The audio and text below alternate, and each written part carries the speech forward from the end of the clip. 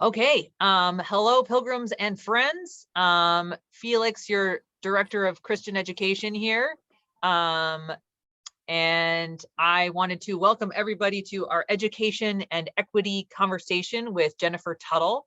Jennifer Tuttle was a much lauded math teacher in the Durham public school system, DSA Teacher of the Year, friend of mine, and somebody who I would very much say, like, this is a person who knows data, uses her faith in equitable ways, thinking about issues of justice. And so since this conversation is sponsored by our race and equity team, we want to be thinking, how can we be helping our children to get, education, to get a good education that we feel good about, and also to be community minded in the choices we're making about where we're bringing our children to school and the way we are interacting with the schools that we're community members of. So any questions you have about any of that stuff, Jennifer is a beautiful person to bring those questions to. So she'll present, and then we'll have a Q&A, and then I'm going to put this video up on our YouTube channel. So does anybody have any questions or points of order before we get cracking? Okay. Was that one? Okay. And I'm going to go ahead and mute myself. So unless you're speaking, please go ahead and mute yourself, or be all right with it if I mute you. Okay. Here we go. Oh, yes. I'm sorry, I do have a question as we go. I'd love to hear about thoughts about like the magnet schools and how that ties into like our decision making and in our communities. So I hope that's part of it. Cool. All right. All right. Well, I want to thank you all for having me as a community. I'm honored to get to share some information with you. One of the things that is important to me is I just own my biases like right out of the gate, because I think that that's really important in this sort of conversation. So I taught in Durham Public Schools for 15 years at Durham School of the Arts, and I taught 6th grade math.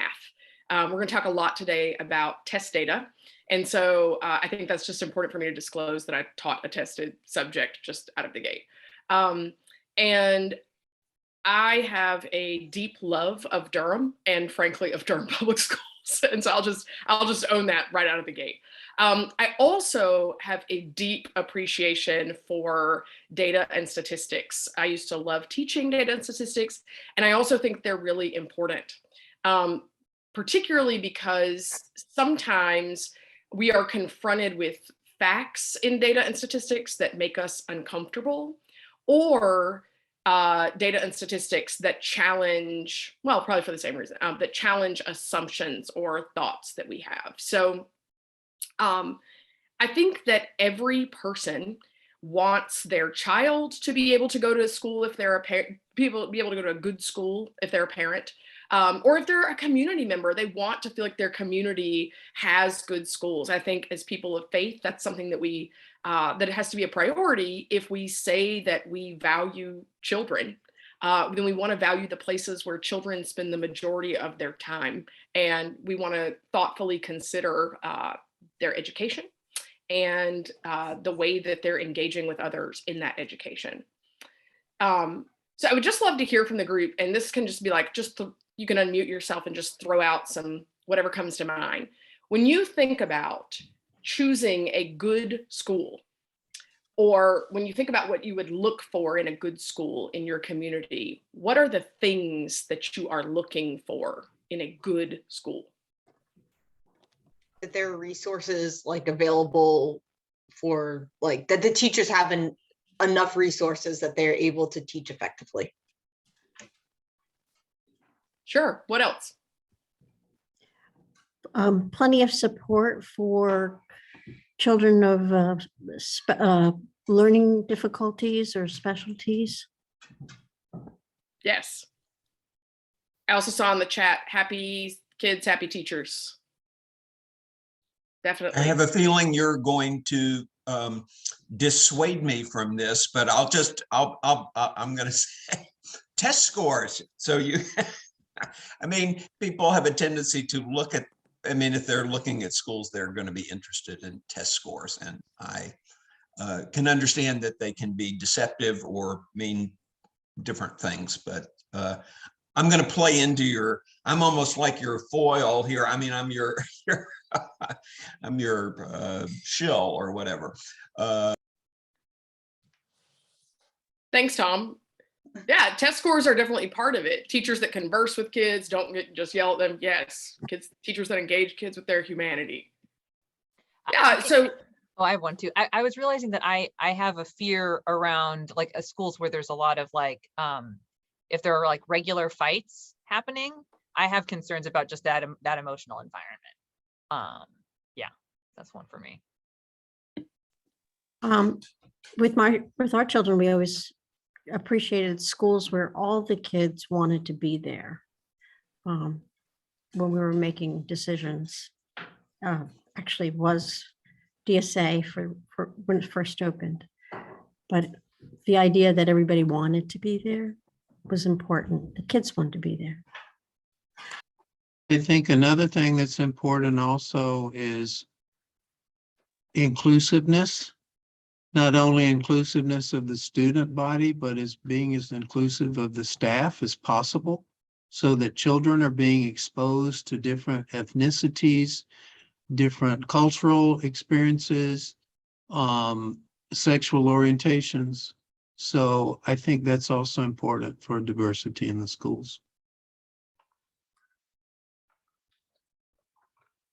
You all have named so many things that are critically important to a child's schooling experience. And the tricky thing that Tom sort of hit on, yes, the teachers are well trained, that Tom hit on is that so many of those things are not quantifiable. You can't Google them, you can't look them up. And so what a lot of parents and community members are left to is a Google search of test scores. And then something pops up and they're like, well, I guess that's a good school, I guess it's not. And so I really appreciate that you all named all of those things. But the thing we all know is that so many of those things you can't Google, you can't search. And so I'm going to focus a lot on test data. What I will always say, and I've said to many parents, particularly being at a school that was a magnet school and a school of choice that no one is districted for, people actively chose to be there, is go in the schools. I cannot say that enough. If you are considering enrolling your child in a school, I would say go in that school. Watch for yourself how teachers interact with students. Look, do students appear to be happy here? Do they appear to be engaged in learning here? Because there are a lot of things that can't be quantified that are really important in a child's schooling that you're not going to get a snapshot of unless you sort of see it for yourself. I often challenge people with that when they say, oh, well, that school's such and such. I often say, have you ever been in that school? And they'll almost always say, well, no. And I'm saying it's really important if you're concerned about climate, which I think we all should be, that if you're considering enrolling your child in a school, to go in the school. And schools have different ways that you can do that. But I'm going to talk today about test data. And one of the reasons that I'm going to talk about test data is because for many people, when they are trying to maybe start their search for where they're going to enroll their child, that's what they look to. They do a Google search. And in an attempt, I think, to make kind of deciphering a lot of information easier, that I also think there are some other efforts behind this, but I'll talk about that in a moment. The state of North Carolina came up with a way of rating schools based on a letter grade. So it's literally like A, B, C, D, F. So we're going to talk about how school grades are arrived at. And the reason why I think it's important to have that conversation is because for a lot of families, when they go online and they're looking for the schools, that's the first thing that pops up is that school's letter grade and then their test data. But many people are like, I don't know what I'm looking at. The other thing that I'll say to you, excuse me, is that my background is as a math teacher. So I'm going to put on my math teacher hat today and we're going to dig into some data. If you have a strong math background, I really hope this does not come across as patronizing. But what I recognize is that for folks that don't see a lot of data on a day-to-day basis, that it probably requires the explanation. So I hope that that's okay. So I'm going to screen share. So we are talking about, One moment. Okay, so we are talking about, that's a good school. So what makes something a good school?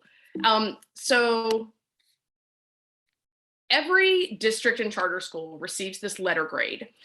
80% of the calculation of the school's letter grade is based on the achievement score.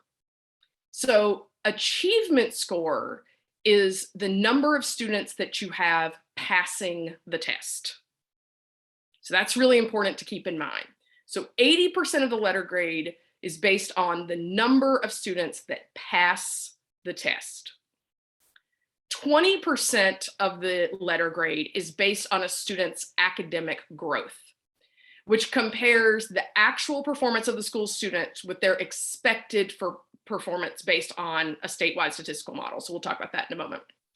So when we talk about students that are likely to pass the test, this is where we all know that there are certain demographic biases that are sort of built into who is likely to pass the test. For example, if you are a student who grows up in a home where neither of your parents speaks English in the home, we know that when you enter kindergarten, you're not just learning to read, you're learning to read and speak English. So we know that you are at a disadvantage. That has nothing to do with your ability to learn or your intellectual capacity. That's really just a fallout of being in a home where neither parent speaks English.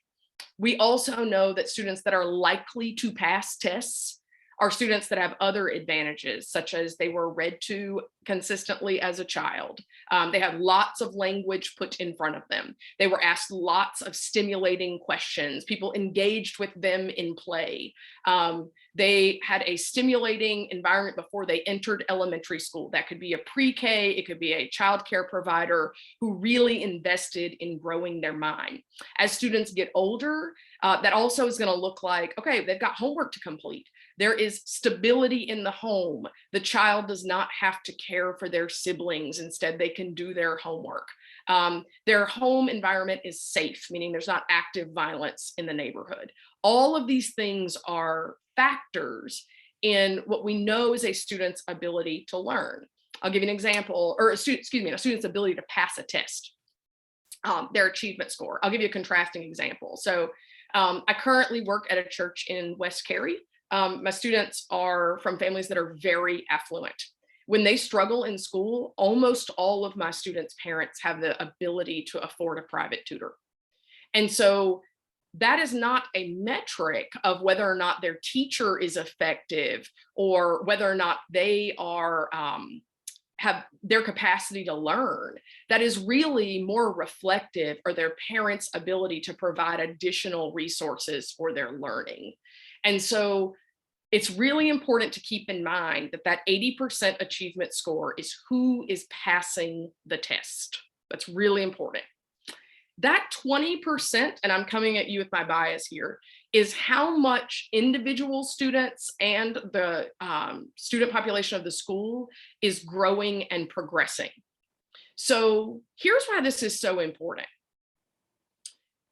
Back in the day, when I was teaching 6th grade, if a student entered my classroom and their math skills were assessed on a 2nd grade level, but I was a 6th grade teacher, if by the time we finished the school year, that student was able to do math on a 4th or 5th grade level, I, as a teacher, have done a phenomenal job because I've been able to help that student make 2, possibly 3 years worth of progress in 1 year.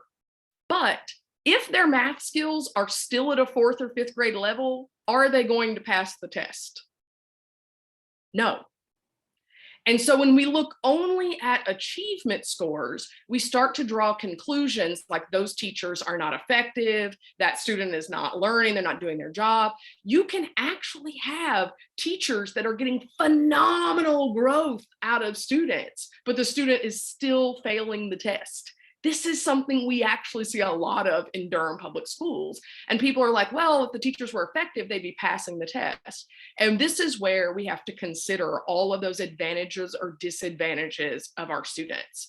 And so it's important to know when we look at these letter grades, that the grades are 20% how much the student is growing and progressing, and 80% whether or not they are passing the test. It is difficult for me to screen share and look at chat at the same time. Could someone tell me what's in the chat? I want to make sure I don't miss anything. Can do. Okay, so the chat, Susan said, also poverty is correlated with school achievement. Struggling parents, question mark, stress levels, question mark. Yes, so we're going to get into that. So when we look, here they are. This is the data from the 2015-16 school year. So these are the letter grades reported in North Carolina of schools receiving an A+ ranking, A, B, C, D, F. And then if you look at the scale at the bottom, the orange represents schools that have 50% or lower percent of their student body that is at the poverty line. Purple, 50% or more of their student body that is at the poverty line. And then the purple is 50% or less of their student body is at the poverty line.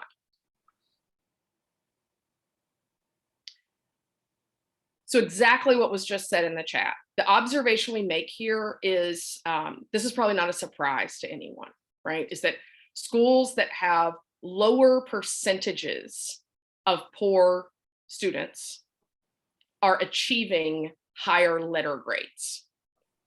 But we want to keep in mind that letter grade is heavily weighted with achievement scores.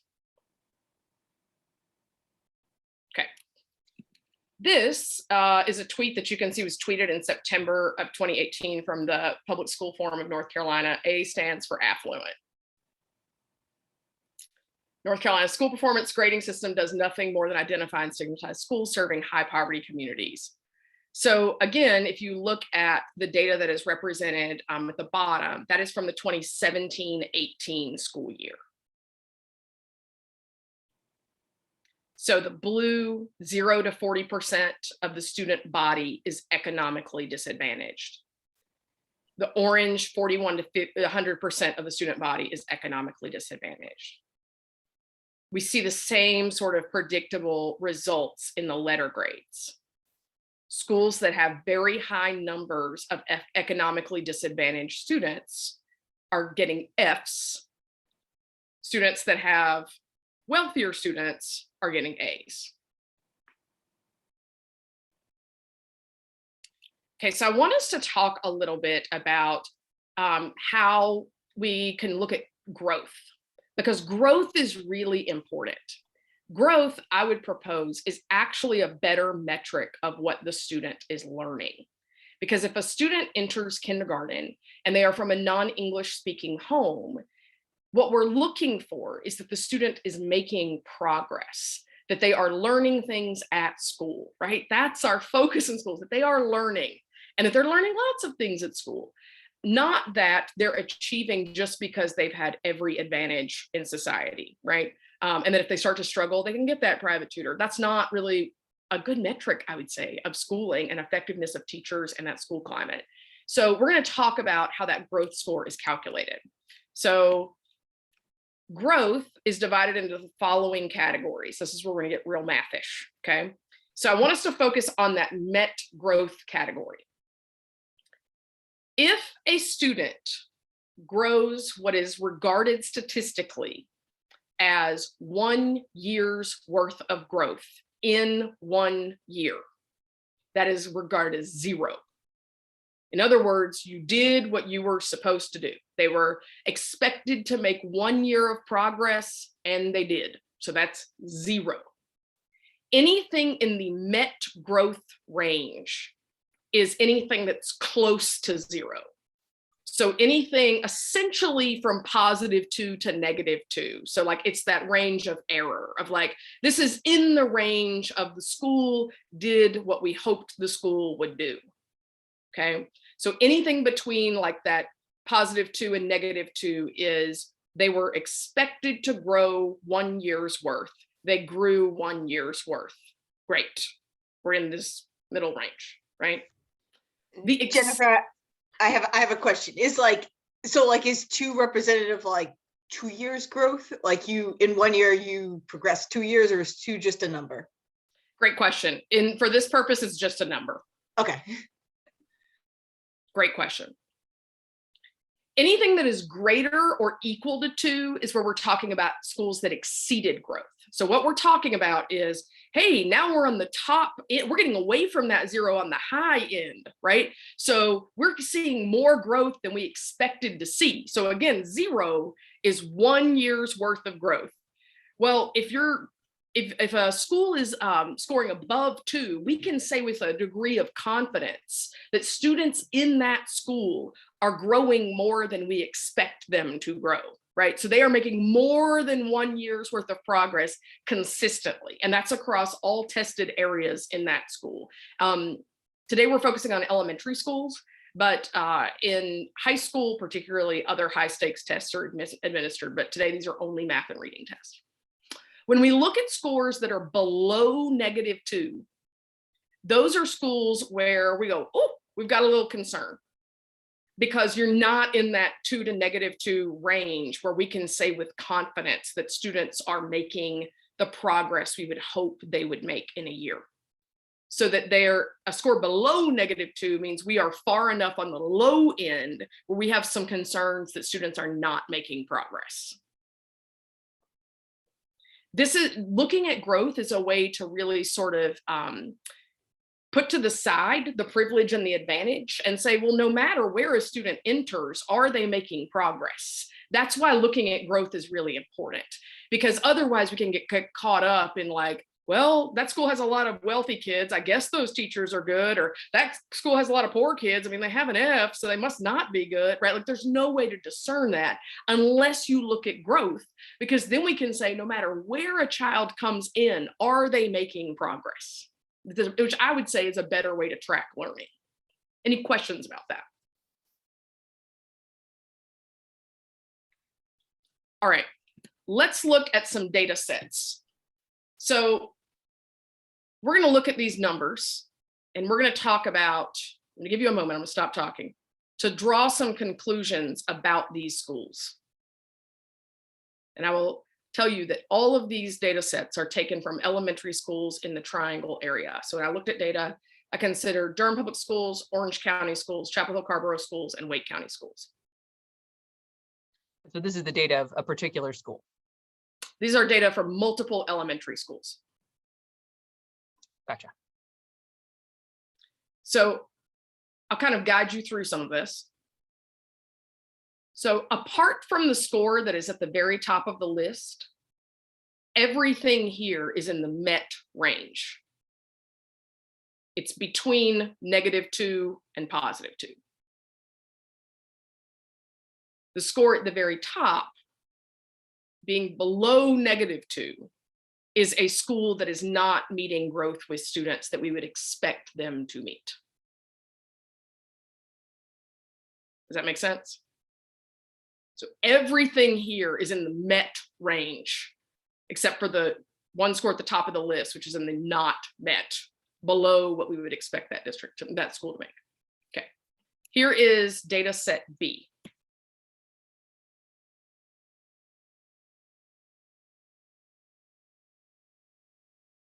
In general, is the data in this set better or worse than the data in set A?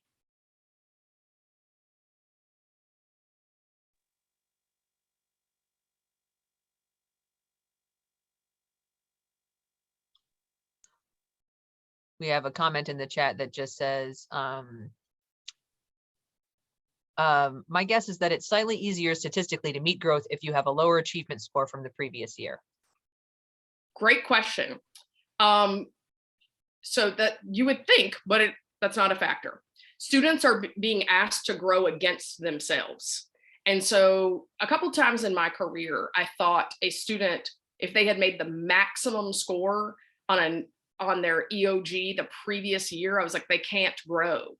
And it's actually normed for the student is going to produce either that or something close to it, and that would be considered MET. So even students that have sort of maxed out on the test would still be credited for meeting growth, sometimes even with not maxing out the next year. This data set B looks like the range is a lot greater. So you would like have some schools that were like really growing well and some schools not, whereas data set A kind of looks like everyone's growing kind of consistently except that first score. Yeah, good observation. So you've got two scores here that are in the not met range, the negative 2.87, the negative 2.58. They're not meeting the growth targets we would expect them to meet. The 1.05, 1.11, they're in the met range. Then you've got several schools, 2.88, 2.70, 2.25, and 3, that are in the exceeded growth category. So you've made a good observation. In the first data set, there were no schools that had exceeded what we would expect, none. In the second set, there are 4 schools that have exceeded growth, 2 that have met and only 2 that have not. One more comment from the chat was, by better schools, do you mean this is more useful, like a more useful metric, or that it means that the schools are actually better? Good question. I would say that it is, for me, it's a better metric of how much students are actually learning, because the achievement score is loaded with advantage or disadvantage. The growth score is measuring for that individual student, which is then compiled for the whole school. Is that individual student making gains? Is the teacher moving the needle? Are we seeing progress for that student? Because that can take into accord a student that enters 5th grade on a 1st or 2nd grade level and makes 2 years worth of progress, but still fails the test because they do 4th grade level work now. But if you are in 5th grade and you came in on a 1st grade level and you leave 5th grade on a 4th grade level, that school has done a phenomenal job with that student, phenomenal, but the student is still going to fail the test. And I think that's the tricky thing. That's why we want to look at growth, because what we're looking for is the school moving the needle? Are we seeing students learn in that environment? All right, data set C. What do we notice about this data set? It's all positive. No negative, like there are no negative numbers. No negative numbers. Met, In most of or really high. Yeah. So when we're talking about that -2 to 2 being in the met category, in this data set, you've only got 2 schools that are in that met category, but all the others are far exceeding what you would expect. So that's really incredible, far exceeding. Okay, I've kept you in suspense long enough. You want to know who these schools are? Yes. So data set A, these are all Chapel Hill Carborough elementary schools.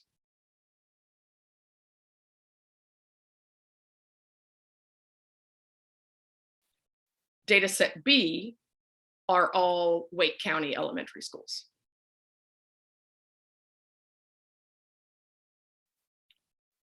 Data set C are all Orange County elementary schools.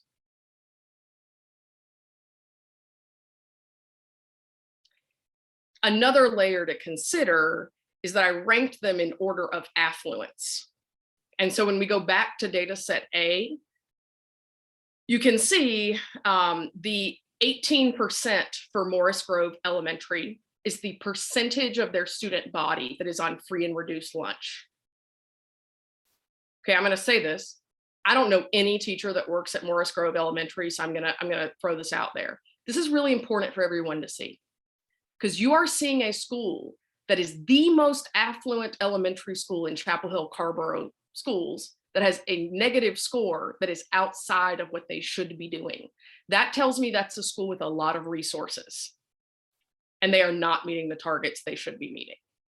If I am an administrator, if I work at the district office, that's concerning to me. Any questions about that?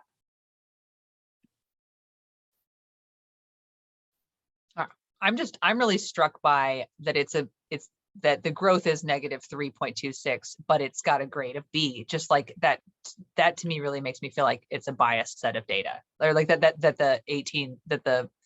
the achievement score is biased, because I would think B is great. Yeah, so if you are a parent in Chapel Scarborough schools, you're going to look that up and you're like, I feel good about B. B is great, right? That tells me we've got a lot of students passing the test. The negative score tells me they're not learning what they could have learned, because the growth they were expected to make in the 1 year, they're not making. Is the growth like across the board the same? Like if you, I think this gets back to, I think it was Nick's point. Like how is growth ascertained? Like if you were already at like near the top, then what? Is your amount of growth like, because to keep achieving more like the same pace as the people at the bottom wouldn't be achievable? So right? No. So there are schools with very high growth scores that also have very high achievement scores. Okay. So I'll tell you this. So in DSA's finest year, DSA's growth score was a positive 11 and had very high achievement scores. And so because often people are like, they can't coincide. Panther Creek High School in Wake County is another good example. Their achievement score is very high and their growth score is very high. Mills Park Middle School in West Cary is another good example. Their achievement score is the highest of any, their growth score is the highest of any school in the state of North Carolina, and their achievement scores are very high.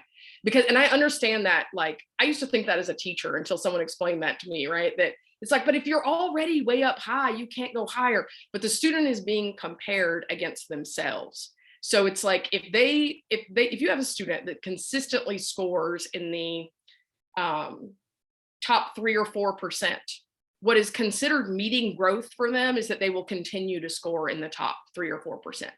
Interestingly enough, sometimes you get a negative score because a student that has scored in the top 3 or 4% of students drops to the top 8% or the top 10%. And no one is concerned because they're still way up high. But what this holds us accountable to is they're not learning what they could have learned, which is what growth is measuring. Can you say really quick, following up on that? So if someone scores in the top 3 or 4%, then so it sounds like they would have to score at 3 or 4% again to stay at the MET level, but how would they show growth then? So they are, if they meet their own, trying to think of the best way to describe it. If they consistently, if I, as a 6th grade teacher, get a student that has scored in the top 3 or 4% of students, they will have met growth if they continue to score in the top 3 or 4% of students. Because what that tells me is if that's what they consistently do, and I teach them 1 year's worth of content, that at the end of that year, they will again score in that range, because that's what that is consistency with what they have achieved, what they have scored. So they've made I can assume they've made a year's worth of growth because they are tracking like they typically do with 1 year's worth of progress. I have a few more comments from the chat. One was how they were it was Brian, my husband, everyone knows now, that this is information that's not easily Googleable, but I know that later on you're going to show where people can find this information, because I know it is publicly available data, even if it doesn't pop up as quickly as like an achievement score. But that was just a comment. And then 2 other ones were, can we track growth by socioeconomic status and race? So that was one part. And then another part was, should we feel concerned when high achievers aren't growing as much as like perhaps they could? Or is it okay just to be like, it's, that's fine? Those are great questions.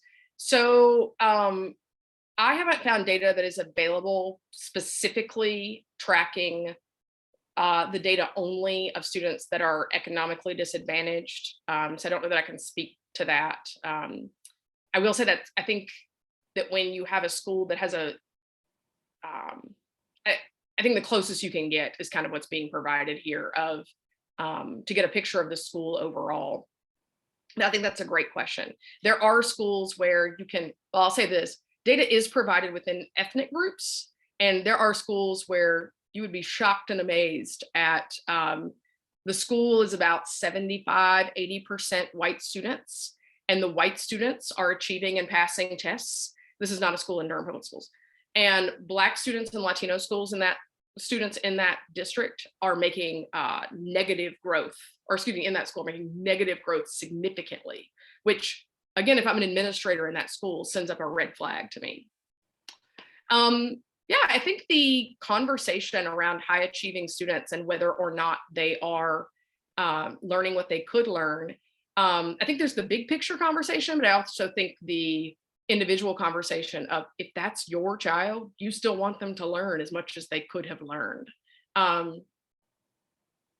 Yeah. Okay, I'm gonna share a little bit more with you. I'm trying to figure out, I've got all of your lovely faces on my screen and I can't see the part of the data. So that's all right. I'm gonna not try to figure that out right now. Okay, the second set of data, and these are Wake County schools.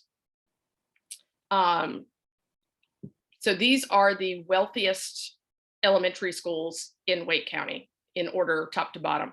And of course, Wake County has many more elementary schools that are not on this list. So these are the wealthiest elementary schools in Wake County.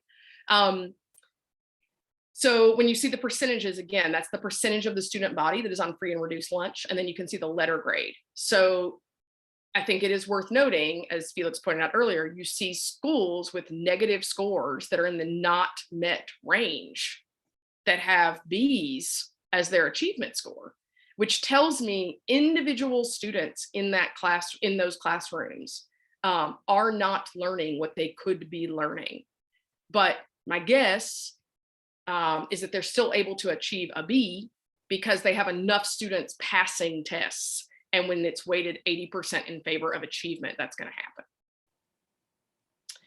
And then here is the same data for Orange County. A couple of things to observe. The elementary schools that we looked at in Chapel Hill, Carborough, and Wake County don't have anywhere near the number of economically disadvantaged students that Orange County has. And what we see here is that there are schools that have more than 50% of their students as economically disadvantaged that are outgrowing very privileged schools in the Triangle. Meaning those teachers and those students have all the obstacles of systemic poverty, and they are out achieving schools that have all of the advantages. That is phenomenal instruction. Those are really good teachers. Those are kids that are working really hard, right? And I think that's really important to see. But then you look at the letter grades and you're like, man, like I would expect that they would be all A's, right? Or, you know, lots of them, and they're not. And so then we think, well, why are they not all A's? Well, your growth can be phenomenal, but if you don't have as many kids passing tests, that's going to bring down your letter grade score. Any questions about that?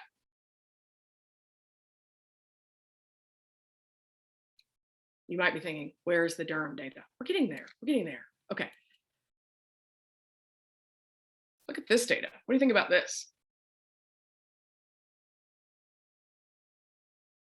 Pretty solid. That's some nice data. Yeah, so these are the top 10 elementary schools in this triangle by student growth. So in those 4 districts, Wake, Chapel Hill, Carborough, Orange County, and Durham, these are the very top. So the highest growing elementary school in the triangle, their growth score is a 6.97. That's amazing. When a year's worth of growth is 0, to be at a 6.97 is incredible. So these are the schools that are growing more than other schools. These are schools where we can say in the data, students are learning a lot. Is anyone holding your breath about what these schools are or are not? I know, I'm like, give it to us already, Jennifer.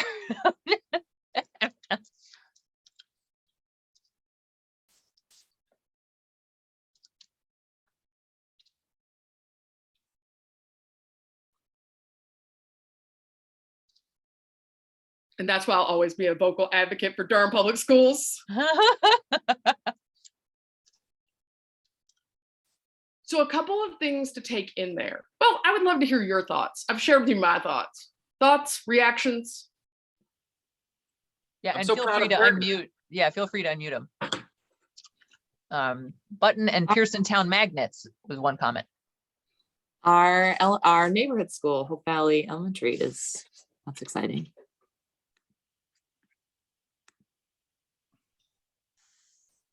I'm not sure. I don't think so. Most of my experience. Yeah, they are magnets. There's a huge discussion around magnet schools and inequity in Durham happening right now at the school board level. So I think some more worthwhile data, which I'll share, because we've talked about how this is relevant with others, right? Is this data. So this is what we looked at with the other schools. So the percentage, so these are the same schools, the percentage of the student body on free and reduced lunch.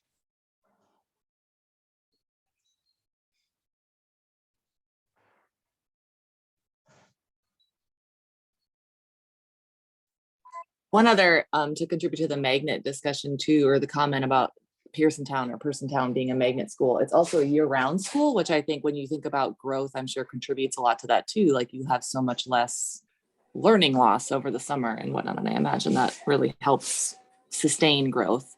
And I know in a lot of, there's a huge discussion, I feel like going around Durham about why there aren't more year-round options for, I'm sure we can all think of many reasons why. So I just wanted to throw that out there as well. As part of the growth conversation, I think that's huge. I'm glad you mentioned that. I also should have prefaced when I started sharing this. This is based on the 2018-19 data.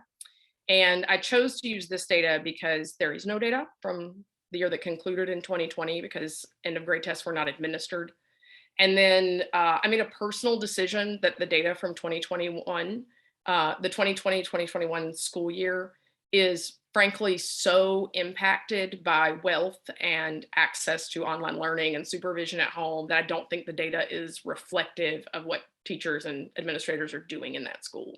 I think it's more exacerbated by poverty. There was a comment and a question in the chat, which might be a tough one to answer, is what can you like share anything about the experience of high achieving students in high poverty schools?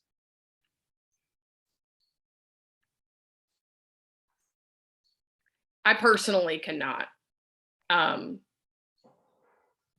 I would say, like, when we look at these numbers, those numbers are arrived at by the overall student population. And so I have a degree of confidence in them because you have to have enough students making significant amounts of progress to get those numbers. That I would say overall, it's a good metric that that school is effective. They're effective in their mission to teach students. And then here are the letter grades, which I think are interesting. So imagine being Burton Elementary and a parent Googles your school and your school grade is a C and you have outgrown every elementary school in the triangle. Like, I think that's really important data because this is what happens a lot of times is people are like, well, I don't know. I mean, my kid's school is a C. And it's like, these schools are growing more than any other elementary schools in the triangle. And so when people are like, yeah, but why do they have a C? It's important for us to be able to say as community members, because 80% of the calculation is based on how many kids are passing the test. And what we know is that students that have high numbers of English language learners and high numbers of students that are systematically disenfranchised are going to struggle to pass tests. Yes, I see a hand raised. Yeah, I was curious, is there any way to judge the error bar around, if you see a 6.9 versus a 6.7 versus a 6.1, is there really any difference? And when there's really high achieving? I think it's just the extent to which I would say there's not a huge difference. Right, that's what I was thinking too. Thank you. Thank you. Of course.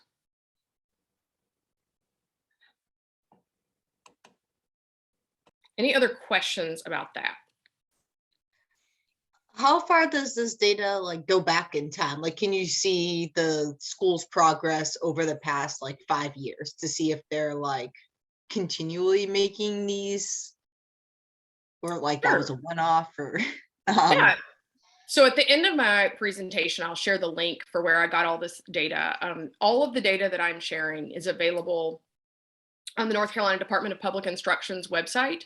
I think a lot of people don't access it. One, because they're not real sure what they're looking at. And two, you got to dig around a lot on there. And it's a giant Excel spreadsheet of like every school district in the state. But I can kind of point you in the right direction. And once you know what you're looking for, then I think it's a lot easier to navigate.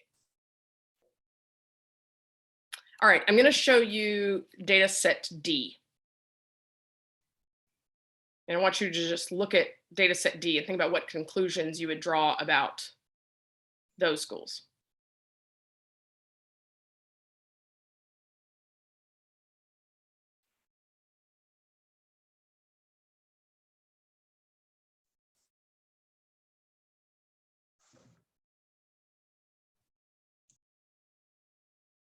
So you've got the negative 2.5 and the negative 5.84, which are in the not met range. So students at those schools are not growing at the rate we would expect them to grow. They're not making the progress we would hope they would make. Then you've got negative 1.51 and negative 0.47, which are in the met range. Then you've got the remaining 1, 2, 3, 4 schools are achieving at a very high level. So they are, they're exceeding growth. So they're above that positive 2. So students in those schools are consistently learning what you would expect students to learn and more. And you're probably anticipating that I'm going to show you the 10 wealthiest elementary schools in Durham. But I'm not. These are the 10 poorest elementary schools in Durham. And I think that's really important because a lot of times people are like, yeah, but the poor ones, they're probably bad. And what I would say is you're looking at the data. And when we looked at it, that wasn't the conclusion we first drew. And so I think that's worth noting.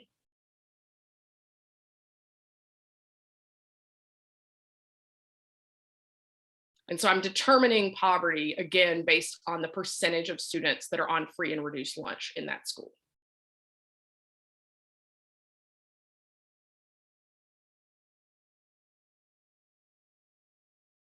Yeah, I definitely am like kind of happily surprised by the Fayetteville Street Elementary one. That one, I thought that it was in a worse position than it looks like it is.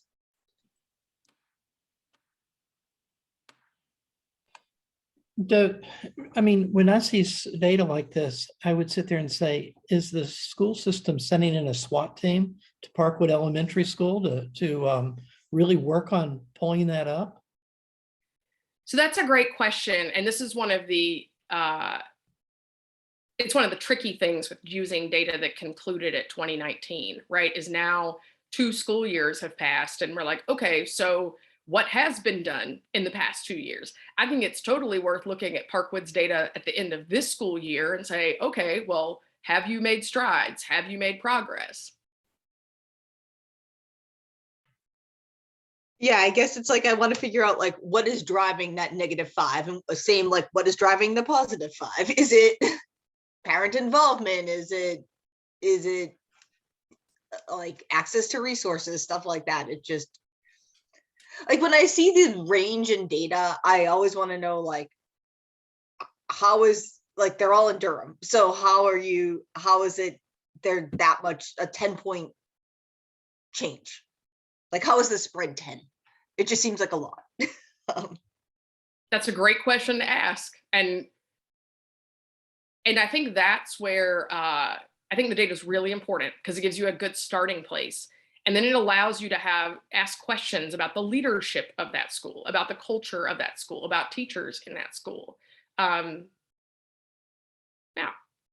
I mean, I'll give you an example, just a thing to consider, right? So in elementary school, this data is based only on test results from 3rd, 4th, and 5th grade. And so half the teachers in your school, kindergarten through 2nd grade, are not administering tests. So some principals will make a strategic decision to place teachers that they think are stronger teachers in 3rd, 4th, and 5th grade. But we can all say, wait a minute, if you don't have great teachers in kindergarten, 1st, and 2nd grade, how are you going to arrive at 3rd grade with any readiness to learn? And so I think that allows us to ask better questions about the decisions that principals are making, about how they're supporting teachers. And that's where we start to get into, like, if you ask me about individual schools and how they arrive there, I don't know. But I think as community members, those are the good questions to ask. I realize that this is a snippet in time. Is there any information about where these schools feed and how those students are doing now? Or how they would be doing? Yes, so the middle school data and the high school data is all in the same data set.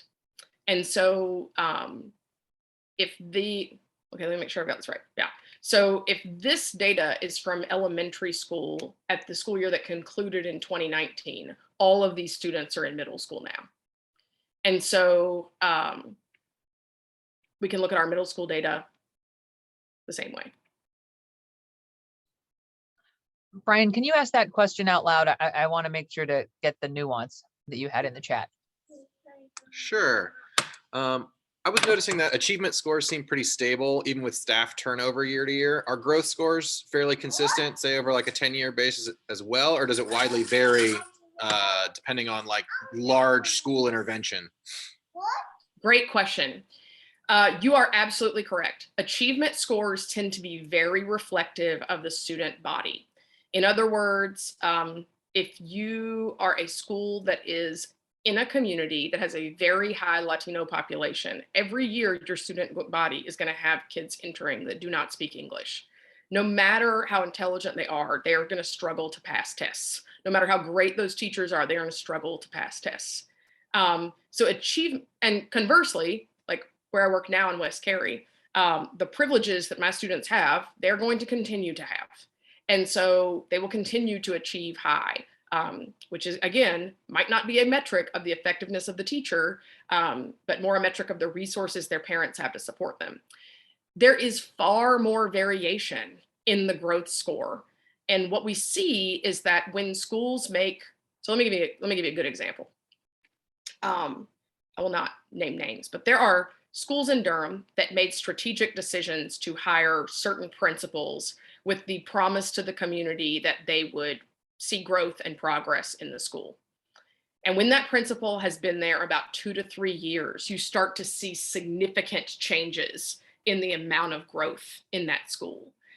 That tells me that the principal is making changes either in who they're hiring, how they're training and supporting teachers, policies they're implementing in the school to like help students engage in learning.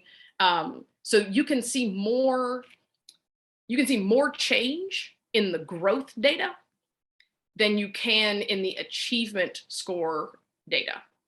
Does that make sense? The achievement score data is more reflective of the population of students that are taught. Would it be fair to say it's like a lagging indicator of how well the growth score is more of a real-time indicator? I think so. I mean, so I did a similar presentation for our community in Cary, and there is a high school in the Cary Apex area that has a negative 7.5 growth score. Nobody sees that coming. They assume because they live in an affluent area that their child goes to a good competitive high school. And when you start to say kids at this school are not learning what they could be learning, That's very challenging to the ideas that we have about what good schools are or are not. But what I would say is we tend to choose schools based on achievement, which is a metric of wealth and opportunity rather than actual data about effective teaching.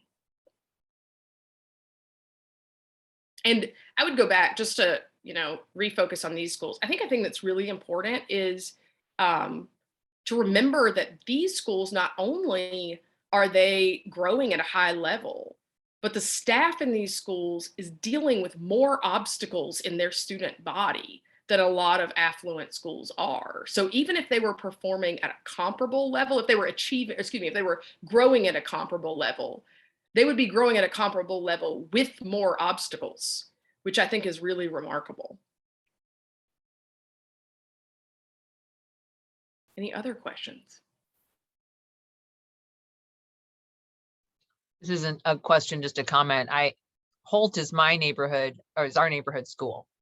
And but looking at that data, I'm like, that makes me feel like pretty optimistic about Holt. And like maybe, like this might be a situation where like I can identify two schools that kind of are meeting growth metrics that are important to me, but also, potentially some diversity metrics that are also important to me, and then visit them and then see how they feel, like it makes it seem a little less overwhelming, and it makes me feel better about like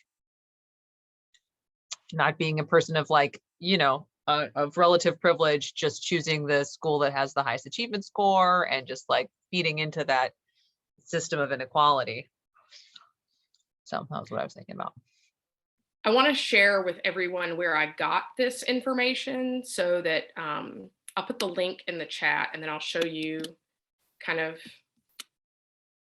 how I navigated that, because I encourage you to look for yourself. So that's the specific data set I was looking at, but I'll screen share so that you can. So this is from the North Carolina Department of Public Instruction's website. And so I went to districts and schools, accountability data sets and reports. And so again, I shared my concerns about the 2020-2021 school year, in that with so much of that being virtual, you're really going to see a lot of economic differences reflected in the data. So I went to the 2018-19 reports, and you can see the grades, you can see all of the other data. When you download, so what they're going to require you to do is download like a massive Excel spreadsheet, which I could also show you in a moment. But you can see the data is available for previous school years. So if you are a person who loves data, or you just want to see how schools are or are not progressing over years, I think that's really important. And I'll show you that massive spreadsheet just because I think it's worth being oriented to. So let me, 1 second. Can be a little overwhelming, so I'll just show you a little snippet of it. So you can see that I have it sorted by column A, which is the district name, and by column G, which is the percentage of students that are on free and reduced lunch. And so you can see this is Durham Public Schools. And so, I've got all the schools here, scroll over. This tells you whether it's an elementary, middle, or high school. This column G is the percentage of students on free and reduced lunch. And then this is the school letter grade. So yeah, you can see all of those there. And then this is where you get into like the raw data. You can go further up and look at that. But everything we just talked about, the met, exceeded, or not met. So if you're like, I'm never going to remember that stuff, it's labeled for you right there. And then in column N, that's where I'm getting the growth data. So you can look this up for any school in Durham Public Schools. I would encourage you at the conclusion of this school year, look it up for schools that you're interested in, and share this with other people. It takes some navigating and some explanation, but I think it's really helpful for people to have the information for themselves and to make informed decisions for themselves. rather than kind of do like the quick Google search and be like, oh, my neighborhood school is a D, must be terrible. I'm like, no, not necessarily. So I hope that's helpful. Jennifer, is there any talk about changing the way they grade schools, or even if they don't change it, to do, in other words, how about giving both scores, achievement and growth, and you'd get 2 grades, and and then people say, what are the 2 grades? I mean, in other words, it seems like you could, your presentation needs to get out to the world and needs to, it needs to be easier for people to understand the point that you're making. Tom, I really appreciate that. Part of me is like, don't ask me that question, Tom, because you're going to get all my biases out there. That's it. So Let it go, Jennifer. That's fine. I'll be transparent because I'm in it, right? Some people benefit from the perception that that poor schools are bad and that affluent schools are good. But I can share anecdotally with you, and you're getting all my bias right here. I currently work at a church in West Cary. So my students are, like I said, very affluent. And I had 15 years teaching at DSA. And I hear their stories anecdotally. I hear stories of what's going on in the classroom that I know is very poor instruction. But I also know all of those kids are going to pass that test at the end of the year because tons of them have tutors. And they have tutors because the instruction's not very good. Look, I'll give you an example. This is a really easy one for anyone to discern. The amount of movies that my students have watched that are just like for fun. I mean, Felix can hold me accountable. Like, we weren't doing movie days and like tested subject classes. Like, we were teaching, we were learning, we were working hard. And I've got kids that are just coasting, but their school's gonna get an A. They're going to get a B because those kids are going to pass the tests. And if they're not learning a lot in the class, their parents are going to hire a tutor. And because they're being told, you go to a good school. They go to an affluent school. But that's always going to show up in the data that they have a high achievement score because lots of kids are going to pass the test. And when you start saying things like, of the top 10 elementary schools in the Triangle, 6 of them are in Durham Public Schools. People can't fathom that. They cannot fathom that that's reality.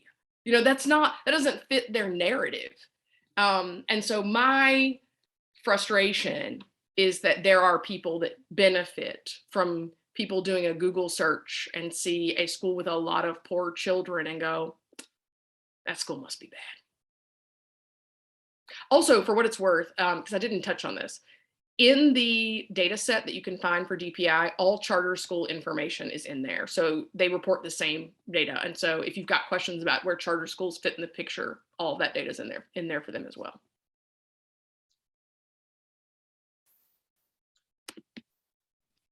I had something to say and I forgot what it was. It'll come back. And Jennifer, did you say does the magic spreadsheet give an indication of which schools are just neighborhood schools and which ones are ones that you have to apply to? And it doesn't. It does not. I think this came up, and I'm sorry if I'm asking the same question that came before. Do you have any data, or does your experience or your gut tell you that schools that require some initiative from a parent, that those schools are going to punch above their weight, so to speak? Well, I appreciate you asking that, Tom. What I'm sharing with you is only anecdotal, but I will say, I think teaching 6th grade at DSA, which is the year most kids enter DSA, does give me some perspective on that, is that parental involvement matters. And what we know about all kids that are at a school of choice is they have some adult that was paying attention enough that they filled out the application. Right. We know that.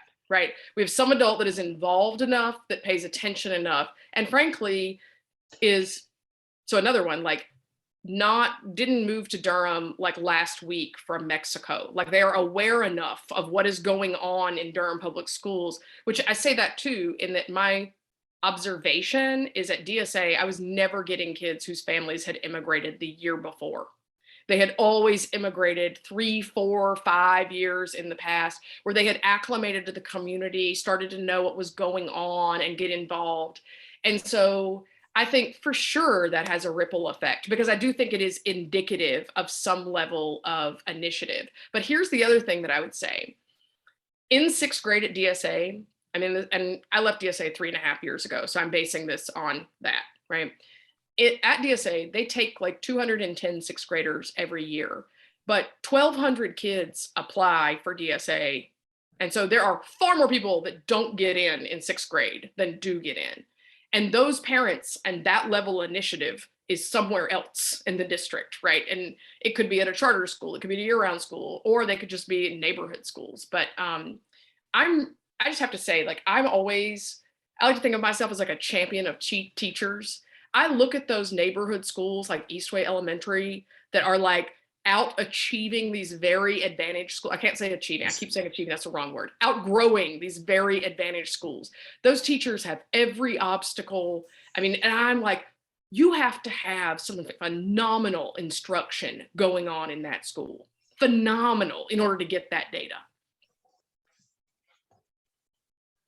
Because at a school that is a magnet or a school of choice in some capacity, we know that that's always a factor. There is some degree of parental involvement and initiative that you can't necessarily account for in another environment.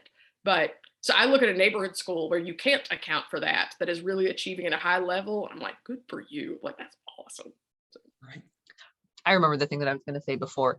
I feel like there's like a sort of we're talking a little bit, I would say, about like being Christians in terms of like trying to just care for our children in loving ways, but also be caring for our community and where we try and send our kids to school. But I think the question of like, why are we using achievement? Why the clear bias towards achievement scores over growth?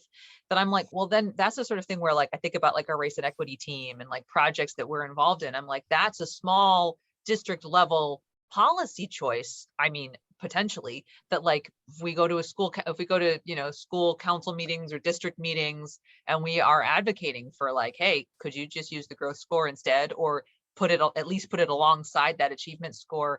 I feel like that is, to me, that's a Christian action to do, is to kind of more clearly reflect reality, to honor the efforts of different, teachers and parents and schools in a more reasonable way.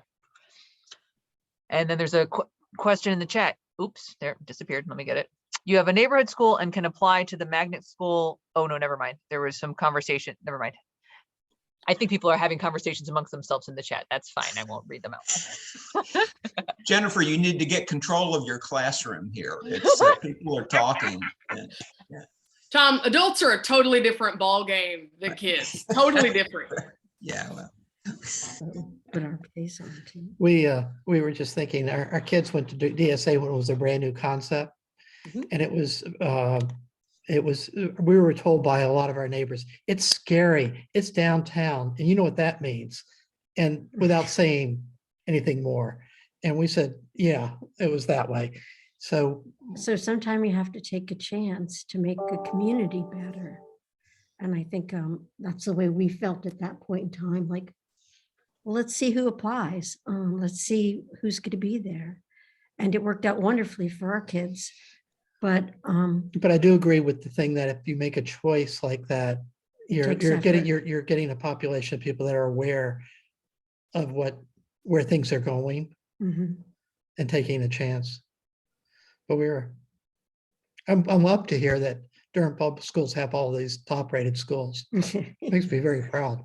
Yeah. I appreciate you saying that, Jeff, but I will remind you, no one knows that they're top rated, right? Because their achievement scores and their grades are like B's, C's, D's. And so I think that's why my hope is that you all will be spreaders of this information. And when people start to say like, well, I don't know about those schools, they're no good. And what I often say is they're full of poor kids. That doesn't mean they're not learning a lot. That doesn't mean that there's not a lot of great teaching, right? Like, because I'm with you, I get so excited about it. And then I'm reminded people don't view it this way because they don't know, right? Like they are assuming, isn't that funny how we think that if a school has lots of affluent kids in it, that the instruction must be better?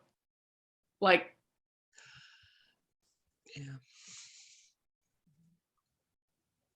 Quick question. It's kind of not related, but I do love data as well. So I figured maybe I could ask and see if there is this data available.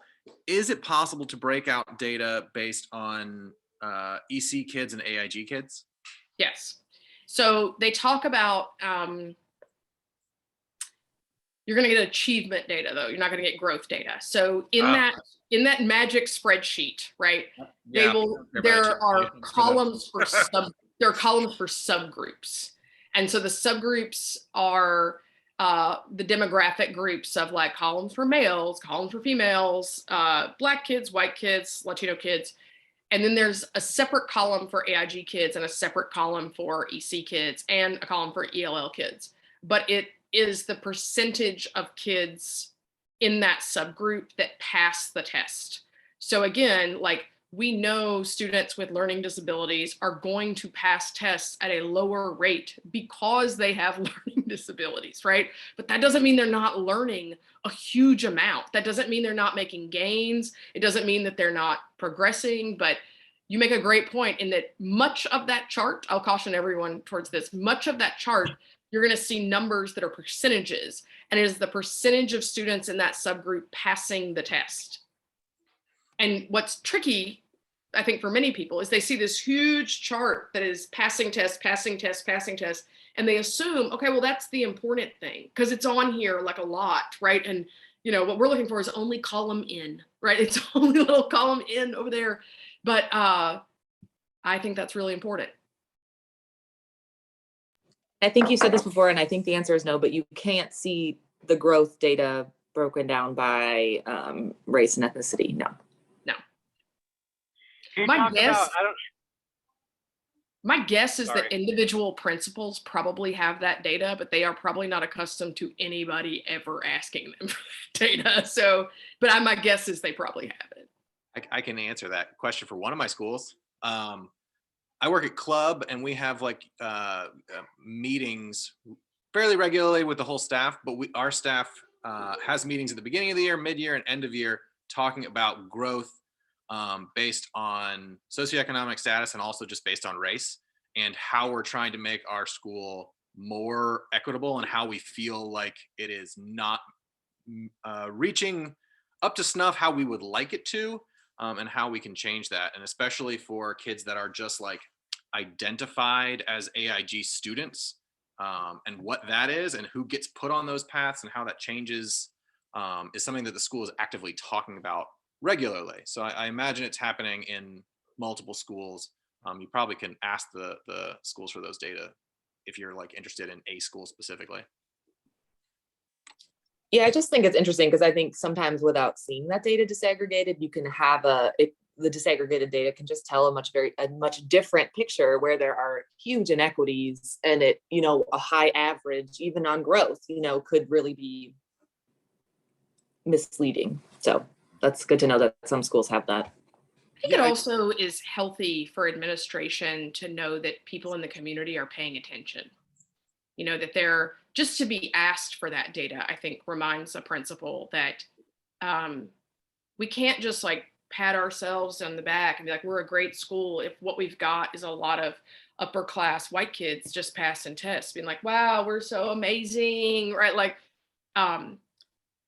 someone asked me, no one's asked me this, so I'm going to volunteer when no one's asked me, but somebody asked me, they're like, why do you think it is that way? And I said, why do you think that you see so many schools in Durham public schools that are making so many strides?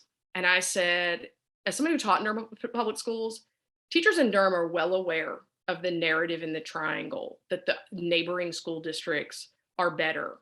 And that when Google and Apple come to the area, that they're going to live in those neighborhoods and they're going to send their kids to those schools. And there is some pressure to like keep your foot on the gas, that like you need to be doing your job. You also can't deprioritize poor kids or kids of color when that's what the majority of your student population is, right? Like you can't say like, oh, I don't care about them, they don't matter. That's the majority of who you teach.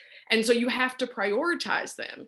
And I do feel like there is a little bit of letting the foot off of the gas at some of our neighboring districts of like being a teacher. And here's where I think it comes from. Being a teacher is hard.